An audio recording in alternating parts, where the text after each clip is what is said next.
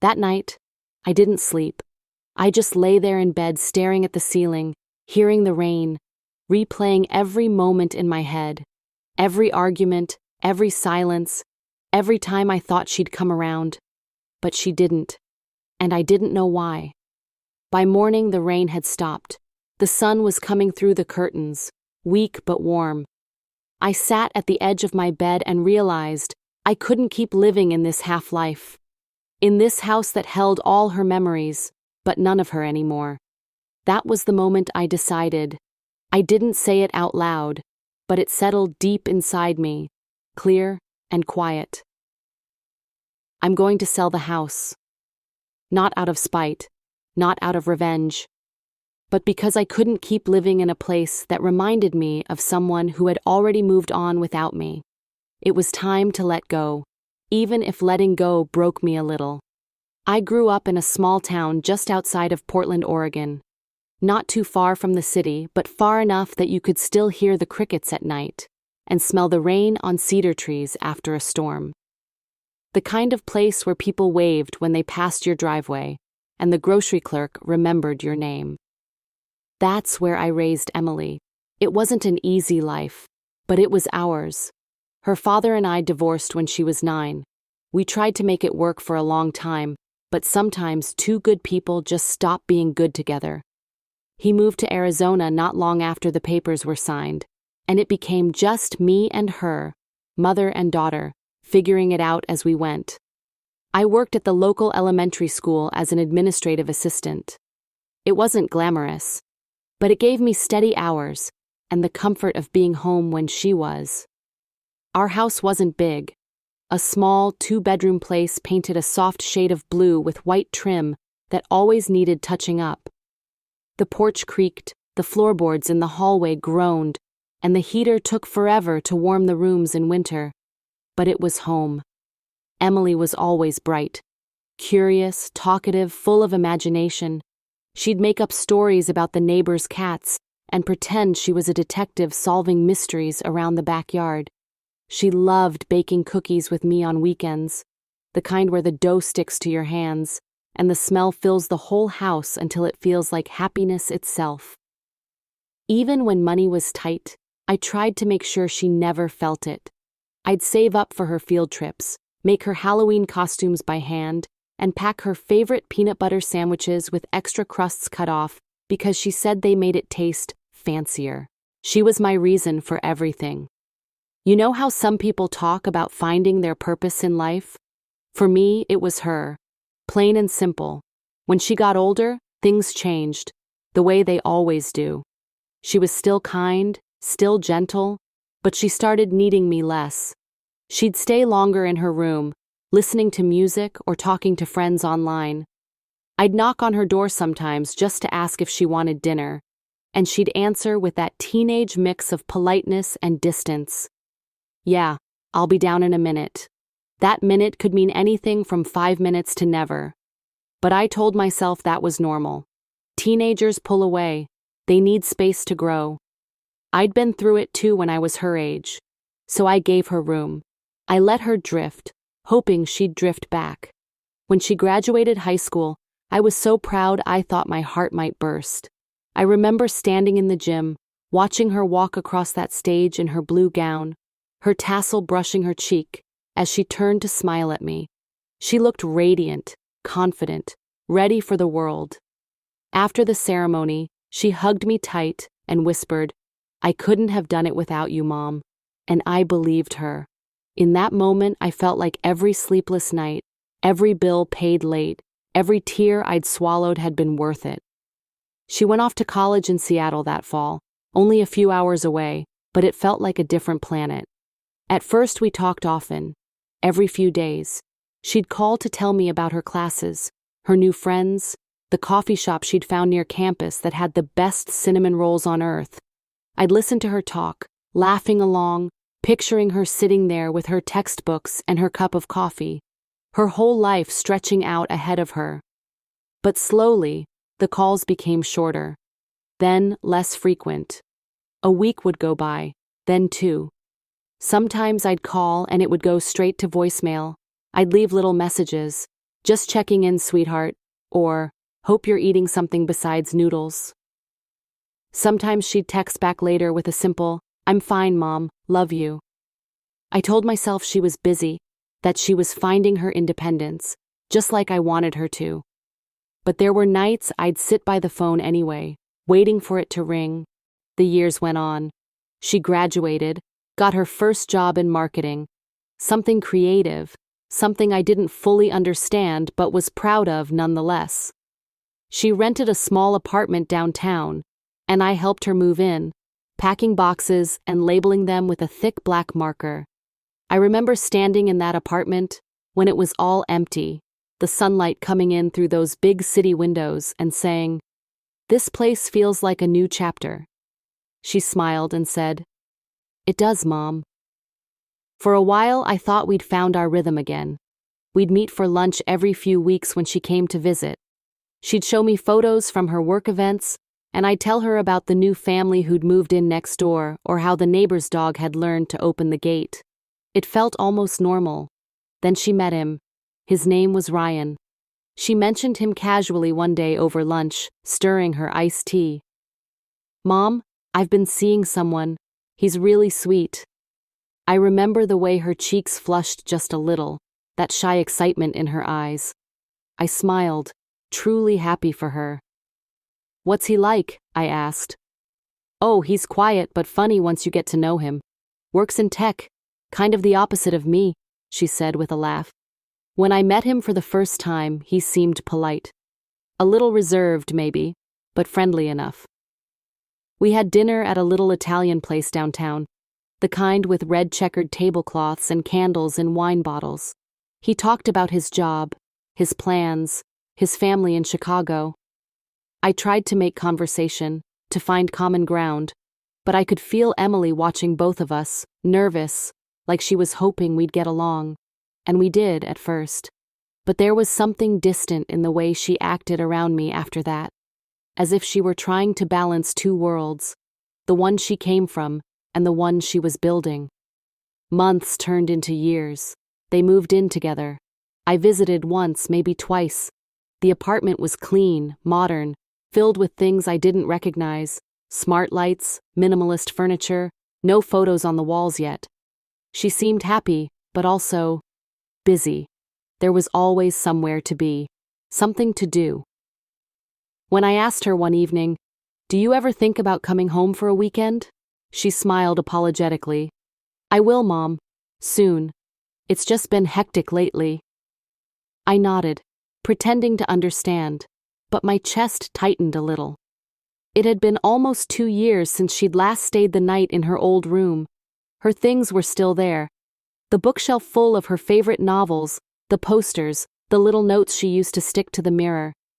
Every time I cleaned that room, I told myself I was just keeping it ready for her. But maybe, deep down, I knew she wasn't coming back. Still, I held on. I kept her room the same. I cooked her favorite dishes when I knew she might visit, even if she didn't show up. And every Christmas, I bought her a small gift, something thoughtful, something that said, "I still know you." That's what mothers do. We hold on even when the world tells us to let go. Then one winter, she called and said they were buying a house. Not a big one, but a lovely 2-bedroom on the edge of town. She sounded excited, truly happy, and she asked if I'd help with the paperwork. Of course I said yes. We went together to the real estate office, signed the documents, and I watched her beam with pride. It was a beautiful house, pale gray siding, a small front porch, a garden that caught the afternoon light. When she got the keys, she hugged me and said, "Mom, this feels like the start of something new." I smiled and told her it did. And for a while, it felt like we'd found our way back to each other again. But I didn't realize then that it was the beginning of the end, that the distance between us was no longer just miles, but something far deeper. The first few months after Emily and Ryan moved into their new house were busy for them. They were decorating, painting, choosing curtains and light fixtures, all those little things that make a place feel like home. She'd call sometimes, just to ask for advice. Mom, do you think a beige couch is too boring? Do you think we should get a rug for the hallway? Simple things, but every time she asked, I felt useful again, needed. One Saturday, I drove over to help her plant flowers in the front yard. We spent the afternoon kneeling in the dirt, laughing about how terrible we both were at gardening. Ryan came out a few times to bring us lemonade, but mostly he stayed inside, working on his laptop. I remember watching Emily wipe the sweat from her forehead, her hair tied up in a messy bun, and thinking, she's really grown up. There was a peace in seeing her build a life, something stable, something she'd always dreamed of. As the months went by, though, things began to shift. Our phone calls became shorter again. When I offered to visit, she'd say, "Maybe next weekend, Mom. We've got a lot going on." Or, "We're just trying to get some things done around the house." Little excuses, harmless on their own, but heavy in repetition. I told myself not to overthink it. After all, young couples need time to settle in. Still, the silences between us started to grow longer. Then came the first missed holiday. It was Thanksgiving. Usually, she'd drive down the night before, and we'd cook together.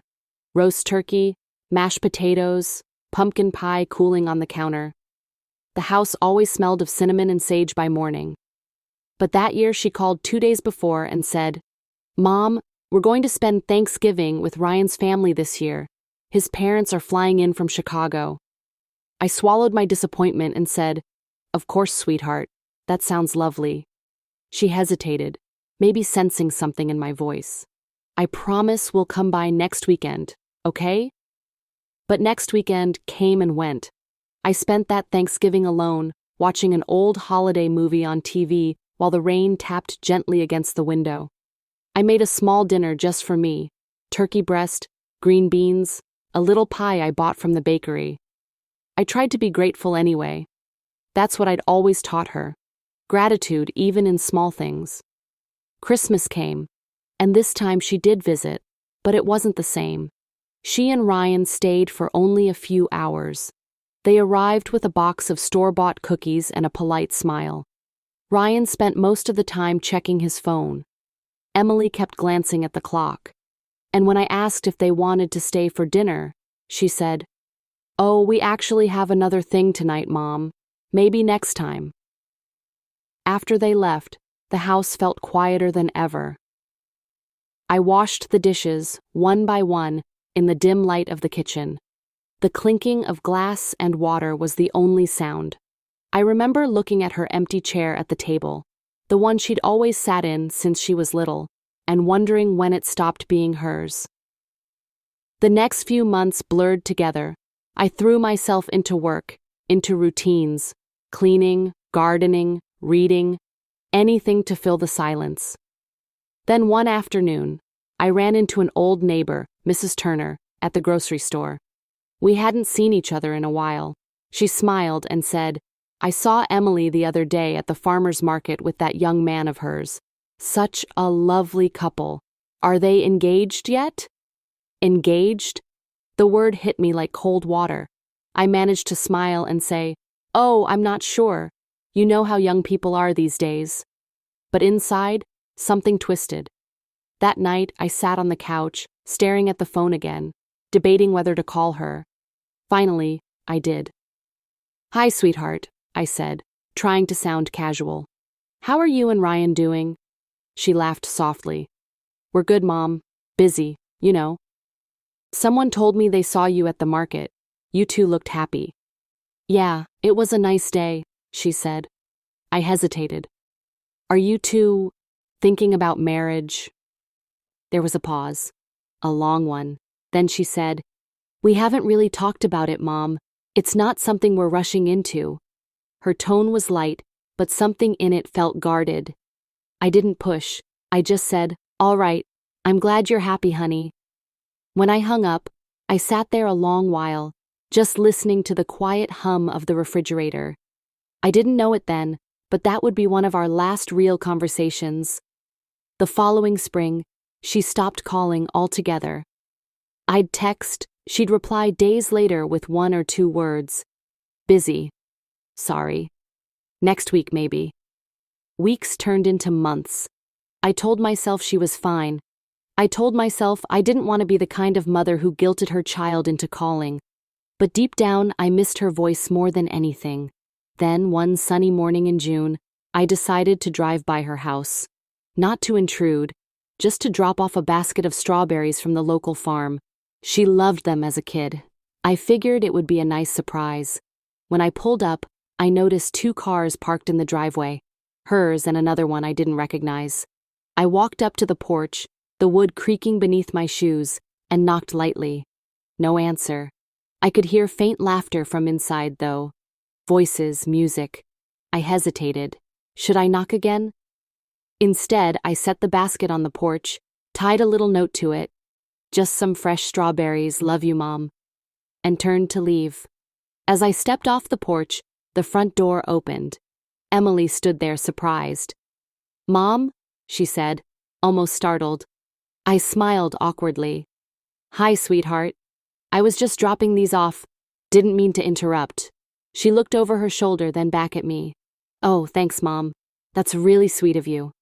Her voice was polite. Too polite. Everything okay? I asked.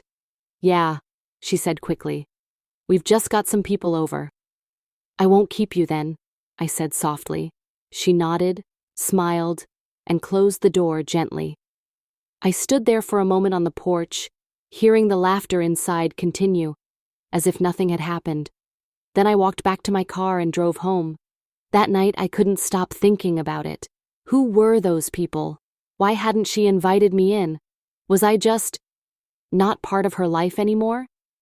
Over the next few weeks, I tried to make peace with it. I told myself she was just busy, that she'd come around. But the truth is, something had shifted for good that day. One Sunday afternoon, I got a call from her, the first in months. Mom, can you do me a favor? She asked. Of course, I said, a little too eagerly. I need some mail forwarded from my old address. I forgot to change it on a few things. Sure, honey. Anything else? No, that's all. Thanks, Mom. Her tone was distant, businesslike. I wanted to say, I miss you. I wanted to say, come home for dinner, but I didn't. I just said, okay, sweetheart, take care. After that, the calls stopped again, and when her birthday came, I sent her a card, a simple one, with a handwritten note inside that said, no matter where you are, you'll always have a home here. She didn't reply. I began to notice her less and less online too. Her social media went quiet, fewer posts, fewer updates. Then one day I realized I couldn't see her profile anymore. She had changed her privacy settings. I wasn't on the list. That was when the ache turned into something heavier. Not anger. I could never truly be angry at her. But a deep kind of sadness. The kind that doesn't go away when you distract yourself. The kind that follows you from room to room, whispering questions you can't answer. And then came that day. The day my phone slipped from my hand. The day the world stopped for a moment. The day I saw my daughter in a wedding gown, smiling beside a man I had never truly known. The day I realized she had gotten married, without telling me. The next morning, I sat in the kitchen, still in my robe, staring at the photo again. It didn't feel real. The sunlight coming through the window seemed too bright for what I was feeling inside. The picture was everywhere online now, friends tagging friends, reposting, congratulating. The comments all said things like, "What a beautiful ceremony," and "You both look so happy." There wasn't a single sign of me anywhere. No mention, no photo, no thanks to family. I poured myself a cup of coffee, but it went cold before I ever drank it. It's strange how quiet a house can be when you're hurting. Every sound, the tick of the wall clock, the refrigerator hum, the soft flap of the mail slot, feels louder somehow. I told myself to breathe. Just breathe. People make choices. They grow apart. But then a thought crept in. Why didn't she want me there? I picked up my phone again, scrolled through the photos. There she was walking down an aisle covered in rose petals, white dress with lace sleeves, hair pinned up the way I used to do it for her school dances. Ryan was standing beside her, proud, calm. The guests were all smiling, some faces I recognized from her college years. No one from here, no one from my side of her life. I felt a sting of something like shame, as if I had done something wrong, as if her leaving me out was a punishment I hadn't realized I'd earned. That night I called my sister, Martha. She lives in Colorado now, but we talk every few weeks. When she answered, her voice was warm and steady as always. "Hey, you sound tired. Everything all right?" I hesitated. "I saw a picture online today," I said quietly. "Oh?" It was Emily, in a wedding gown. There was a pause long enough for me to hear her breath catch. "She got married? Apparently. Without telling you?" I swallowed hard. "Yes." Martha didn't say anything for a moment. Then she sighed. "Oh, honey." The way she said it made my eyes burn. "She looked happy," I said softly. "She should have wanted you there," Martha replied. "I keep wondering if I pushed too much, or not enough." "You did your best. Kids make choices. Sometimes they think they're protecting us, or themselves." Her words were kind, but they didn't quiet the ache. After we hung up, I sat for a long time at the kitchen table, tracing the edge of my mug with my finger. The next day, I took a walk through the house, room by room. Every corner held something of her. The marks on the hallway wall where I'd measured her height each year. The framed watercolor she painted in 5th grade, still slightly crooked on the wall. The drawer in her old room that still smelled faintly of her vanilla lotion. I realized I had built my whole world around waiting for her to come back. Every coat still hung where she left it. Every trinket dusted as if she'd reach for it any minute. But she hadn't reached in years. I ended up in her bedroom, sunlight streaming through the thin curtains. The bed was neatly made, though I hadn't washed the sheets in months. I couldn't bring myself to. On her desk was a small jewelry box she'd gotten when she turned 16. Inside were a few forgotten pieces, a silver ring, a tiny hair clip shaped like a star, an old bus pass from Seattle. I held them in my hands and thought about all the versions of her I had known. The little girl with scraped knees, the teenager slamming her door, the young woman waving goodbye at the dorm parking lot. I whispered to the empty room, "Where did we go wrong, sweetheart?" The question hung there like dust in sunlight. No answer came. Over the next few weeks, I stopped checking my phone for her messages. I stopped waiting for explanations that weren't coming. Instead, I started packing. It began slowly, one drawer, then another. I told myself I was just organizing, clearing space. But deep down, I knew what I was doing. I was letting go. I called a real estate agent named Laura who'd helped me once before. She remembered me right away. "Thinking of selling?" she asked. "Yes," I said. "Are you sure? That's a big step." "I'm sure." The words came easier than I expected. When Laura came by to look at the house, she was all smiles and clipboard notes. She talked about market value, curb appeal, fresh paint. I nodded politely, but my mind was somewhere else. Back in that photo, back in the church I'd never entered. After she left, I sat on the porch with a blanket around my shoulders. The evening light was soft, golden. I could smell rain on the wind again. I thought about how many times Emily and I had sat out here together, watching the sunset, with mugs of cocoa in our hands. She used to tell me about her dreams, about wanting to travel, to see the world, and I used to say, "No matter where you go, you can always come home." But now I wasn't sure what home meant anymore. That night, I dreamed of her as a little girl again. She was running across the backyard, hair flying, calling out for me to watch her spin. I laughed in the dream, felt the sun on my face. Then she stopped, looked at me and said, "It's okay, Mom. You can rest now." When I woke up, I was crying. I'll stop here for a breath. When I woke up that morning, The light felt different, clearer, sharper, like the kind that follows a storm. I went straight to the kitchen, made coffee, and without really planning it, opened my notebook and wrote one sentence across the first page. It's time to move on. Seeing it written made it real. No more pretending that this house was waiting for her return. No more waiting at all. I spent the next few days sorting through drawers, filling boxes, deciding what to keep and what to let go.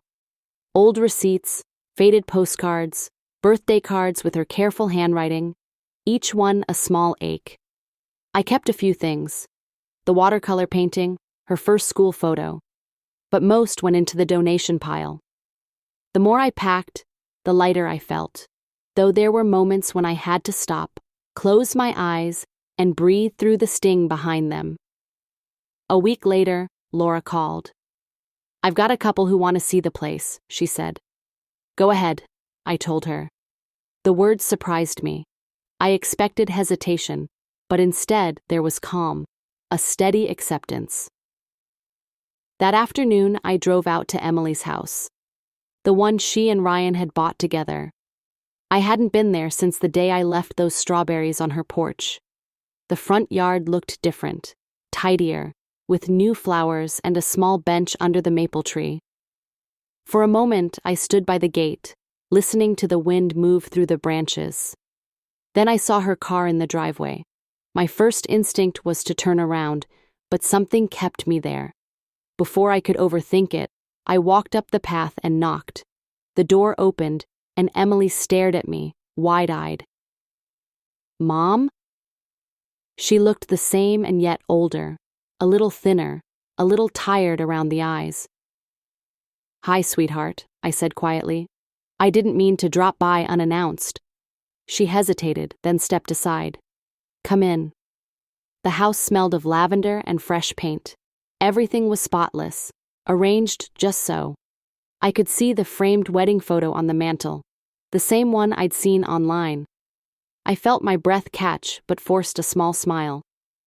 "It's beautiful," I said. "Thanks." Her voice was soft, cautious. We stood there for a long second, neither sure where to begin.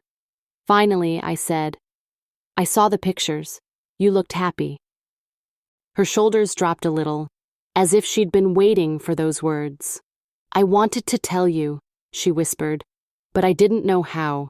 Things with Ryan's family got complicated, and—" She stopped, searching for words. "And maybe I was afraid you'd be disappointed." I swallowed the lump in my throat. "Disappointed? Sweetheart, I just wanted to be there, that's all." She nodded, eyes glistening. "I know, I messed up." For the first time in months, I saw the girl I'd raised, the one who used to run into my arms after scraping her knee. I wanted to hold her, to tell her it was okay, but something inside me knew this wasn't about blame anymore. "I'm selling the old house," I said gently. Her eyes widened. "You're... what?" "It's time," I said. "It's too quiet there now." She looked down, twisting her wedding band. "I thought you loved that house." "I did. I always will. But it's part of a chapter that's finished." She nodded slowly, understanding dawning in her face. When I left a few minutes later, we hugged. Awkward at first, then real. As I stepped back, she whispered, "I'll come help you pack." I smiled. "No need. You just live your life, honey." That's all I ever wanted. I walked to my car, the cool air brushing against my face. Behind me, I heard the door close softly, not like an ending, but like the final page of a story turned with care. The offer came through 2 weeks later. Laura called while I was folding laundry, a simple chore that suddenly felt monumental. "They loved the place," she said, excitement in her voice. "They want to move fast. Young couple expecting their first baby." For a moment, I just held the phone, silent. A young couple, starting a new life in that same house where mine had quietly ended. It felt strangely fitting. "That sounds perfect," I said finally. That evening, I sat on the porch steps again, watching the streetlights flicker on one by one. The house seemed to breathe around me, its creaks and hums familiar as an old lullaby. I thought about all the birthdays, the Christmas mornings, the quiet nights spent waiting for Emily to come home. This house had seen everything: laughter, arguments, silence, forgiveness. I whispered, "Thank you," to the walls, to the rooms, to the years. The next morning, I began the real work, packing the last boxes, taking down the curtains, pulling nails from the walls where picture frames once hung. Each sound echoed in the emptying space. I found things I'd forgotten: her prom ticket tucked inside a book, a grocery list in her teenage handwriting, a button from her old denim jacket. Small relics of an ordinary, beautiful life. I put them in a shoebox labeled Keep. When the movers came, they worked quickly. Their voices filled the silence I hadn't realized had grown so heavy. I watched them carry out the dining table, the sofa, the old lamp with the dented shade. Every item that left made the house lighter, but my heart heavier. When they were done, I asked them to leave me a few minutes alone. The rooms were empty now. Sunlight stretched across the hardwood floor. The smell of lemon polish hung faintly in the air. I walked from room to room, touching the walls as I went, the way someone might touch an old friend's hand before parting. In the hallway, I stopped by the height marks I'd traced over the years. Emily, age 5. Emily, age 8. The lines climbed higher and higher until they stopped at 16. I pressed my palm to the wall and whispered, "You grew up fast, sweetheart." At the doorway, I turned for one last look. The house was empty, but it didn't feel lonely anymore. It felt ready for new laughter, new beginnings. I locked the door, slid the key into an envelope, and placed it in Laura's hand. She smiled gently. "Are you okay?" "Yes," I said. "For the first time in a while, I think I am." Driving away, I didn't cry. The tears had already done their work. Instead, I felt an unexpected peace, like exhaling after holding your breath for years. I didn't go home right away. Instead, I stopped at the small park near the river, the one where I used to take Emily for picnics when she was little. The trees were turning gold, leaves drifting down onto the path. I sat on a bench and watched families walk by, children laughing, parents calling out, dogs chasing sticks. It didn't hurt anymore to see them. It just reminded me of how much love one heart can hold, even after it's been broken. I took out my phone, opened a new message to Emily, and typed, "Sold the house today. Feels strange but good. Hope you're well. Love you always." I hit send before I could second guess it. A few minutes later, my phone buzzed. Her reply came simple and true. "I love you too, Mom. Come visit soon." For the first time in a long while, I smiled. A real, quiet smile that came from somewhere deep inside. The sun was setting, painting the water in orange and pink. I sat there until it slipped behind the trees, letting the cool evening settle around me. Then I stood up, brushed off my hands, and walked toward my car. There was nothing left to hold on to, and somehow, that felt okay. After the house was gone, I moved into a small cottage on the edge of town, one of those quiet neighborhoods where people wave to each other from their porches and the mailman knows everyone by name. It wasn't fancy, just 2 bedrooms, white shutters, a little garden out back. But it was mine, clean, simple, peaceful. The first few mornings felt strange. No old floors creaking, no echoes of the past. Only the sound of birds outside and the kettle whistling softly. At first, I'd catch myself looking toward the window, half expecting to see Emily pulling into the driveway, her hair blowing in the wind like when she was younger. But she didn't. And I realized she didn't have to.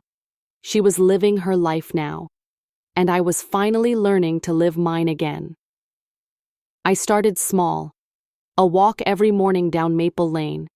Tea with my neighbor Helen, who baked too many cookies and always sent me home with a tin. I joined the community library, helped organize story hours for kids. I even took a pottery class one Saturday, just because I'd always wanted to try. My hands shook a little that first day, but it felt good, grounding, like I was shaping something new out of what had once been broken. Weeks turned into months, and slowly, the ache in my chest softened. It didn't disappear.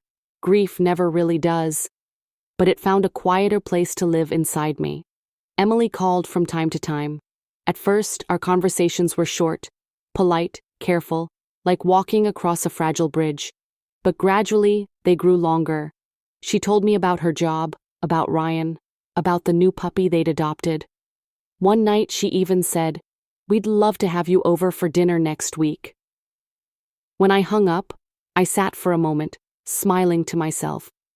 Not because everything was perfect again, it wasn't, but because it felt real, honest, earned. That following Sunday, I drove out to her house. This time there were no nerves, no bitterness. She opened the door before I even reached it, and we hugged, long, warm, without hesitation. Inside, the smell of garlic and rosemary filled the air. Ryan was setting the table, and their dog, a golden retriever named Daisy, wagged so hard her whole body wiggled. "Mom, sit here," Emily said, pulling out a chair for me. The meal was simple: roast chicken, mashed potatoes, and a salad. But it felt like the most important dinner I'd ever had. We talked and laughed softly, sometimes pausing to remember old stories. No one mentioned the wedding. We didn't need to. It was already behind us, part of a chapter we had both turned the page on. After dinner, as we stood by the door, she handed me a small envelope. "Just a little something," she said shyly. Inside was a photograph, the same one from her wedding, but this time with a note written on the back. "You were in my heart that day, Mom. Always have been. Always will be." The words blurred as tears filled my eyes. I hugged her again, tighter than before. Sometimes forgiveness doesn't come from grand gestures or long apologies. Sometimes it's just a quiet understanding between two people who have both been hurt and both still choose to love. Driving home that night, the moon followed me all the way. The roads were empty, lined with trees turning gold.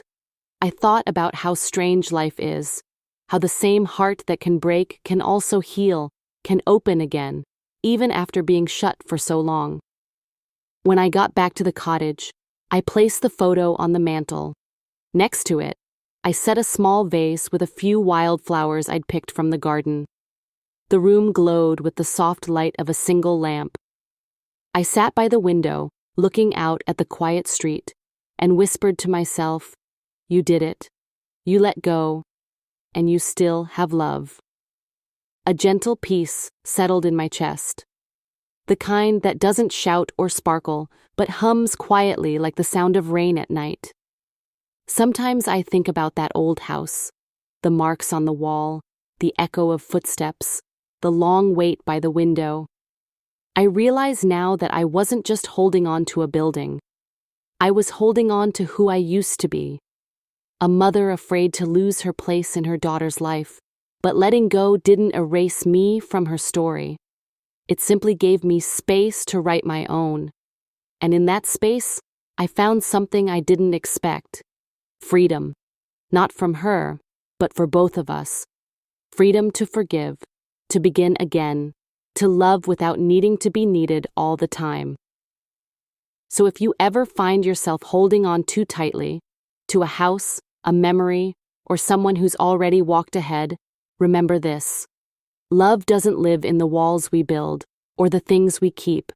It lives in the quiet courage to let go, and trust that what's meant for you will find its way home. I still visit Emily sometimes. Sometimes she visits me. We talk, we cook, we laugh about small things. We don't talk about the wedding anymore. There's no need. What matters is the laughter now, the warmth, the forgiveness that settled between us like sunlight after a long storm. And when she leaves, she always hugs me and says, "Love you, Mom." And every time, I whisper back, love you more. Maybe that's what life really is. Not the things we lose, but the love that finds its way back to us, again and again.